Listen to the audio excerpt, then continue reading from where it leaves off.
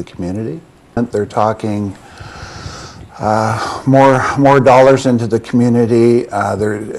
They're talking, and we're talking a higher tax base, so more tax revenue coming in, which this village certainly needs. So the obligation, once again, I say it's good. I think it's on both parts. It's on the part of Saskatchewan, and it is on the part of the village itself. At the last council meeting, there was this parking thing that was discussed. As for that, what was council's decision on the variance? There's been no decision made yet. That Okay. decision will be made at the next council meeting. Okay. Or it will be deferred again. Okay. We're waiting for. What is happening right there is our chief administration officer is talking to SASFE in regards to additional parking or in lieu of parking, how they are going to do it. So it was important for me to bring that parking out because it has been an issue. The variance probably could have been easily passed without anyone even knowing about the parking. But I thought it was important that it was drawn out, and because I guess I try to keep an open and transparent council. So right now the mill is being destroyed. How do you feel about that? Sad. Mm-hmm. This community has had a history of forestry. We are the village and community forest. Both here in McBride and the village in McBride are working with Carrier Lumber to see what we might be able to do with that property.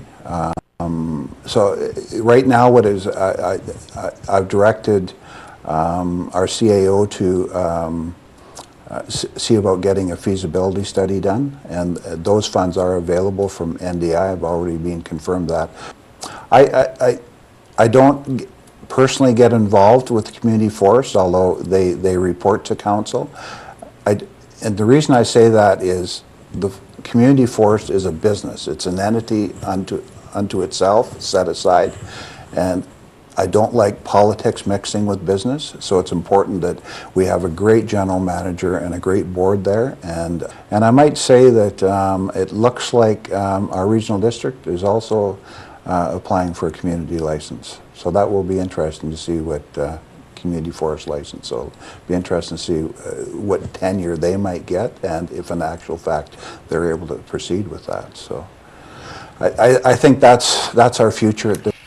Hi Valemount, I'm Crazy Guy with an opinion. I don't know about you, but I like my government shrouded in mystery and wrapped 3 times in bureaucracy. Government has always worked like this and always should, because it must be protected from the unwashed masses. Transparency, as Bob Smith would have you, is not a virtue. It should be avoided at all costs. Let me explain. I think the best example I can give you is our local newspaper. The wise editor and publisher there understand that time should not be wasted on the ignorant ravings of the people who live in this town, when more educated and much more wealthy people are just a phone call away. There's no local news as such because the newsworthiness of a thing depends so largely on having readers to understand it. Smart people know that when a tree falls in the forest, it doesn't make a sound if there's no one to hear it. Likewise, when a mill is closed and demolished in a community, it's not newsworthy if the people in the community cannot comprehend how wonderful it is for the mill owner. What gets me is that local people go so far as to question provincial government's forest policies. I stand with JFK on this one. Do not ask what your provincial policy can do for you. Ask what you can do for your provincial policy. You see, the media is the sacred mouthpiece for the precious words of those who hold power. Local government, fully realized, does the same thing. Why get mired down in the stories and cares of local people when instead you can elevate them with views and policies of the rich and powerful? The media and government must use their craft to fortify existing institutions, to comfort the comfortable, to steal an old saying. At first glance, groveling at the feet of the powerful may seem self-serving and morally depraved. Not so! Not so, I say. The people who hold power today hold it because they have risen above the common man. They are rich and powerful not by trickery or moral turpitude, but by their merit. I urge Mayor Bob Smith and his council to follow the wise lead of our local media. Stop consulting and caring about the feelings of local people. You and council are chosen to rule by election, chosen almost by God, so I urge you to rule with his authority. Let not the tail waggeth the dog. In our exclusive tell-all interview with Mayor Bob Smith, you saw him confess on video that he cares what local people think, going so far as to withhold the banging of his gavel to allow these citizens to speak. As far as I'm concerned, the only citizens who deserve to speak have a net worth of more than 10 million. For the same reason, I detest the next story about the severance packages we have with former mill workers.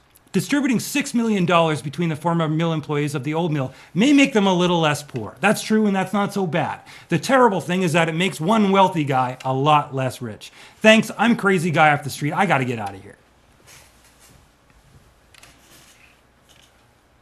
Laid off workers from Valemount's largest employer, the now defunct Valemount Forest Products, have a good chance at getting compensation. An arbitrator looking at the case is due to come back with a decision in early September. Warren Oja, a union representative for the Union Steelworkers Local 417, said that the case between Carrier Lumber and the union was brought before an arbitrator on July 21st and 22nd. Oja said that the union's collective agreement stipulates that the employer must pay laid-off employees severance. If the union's bid is successful, Oja believes that about 100 former employees may receive up to $6 million in total compensation. For incredulous viewers, that was real news. Thank you so much, and on to our next segment.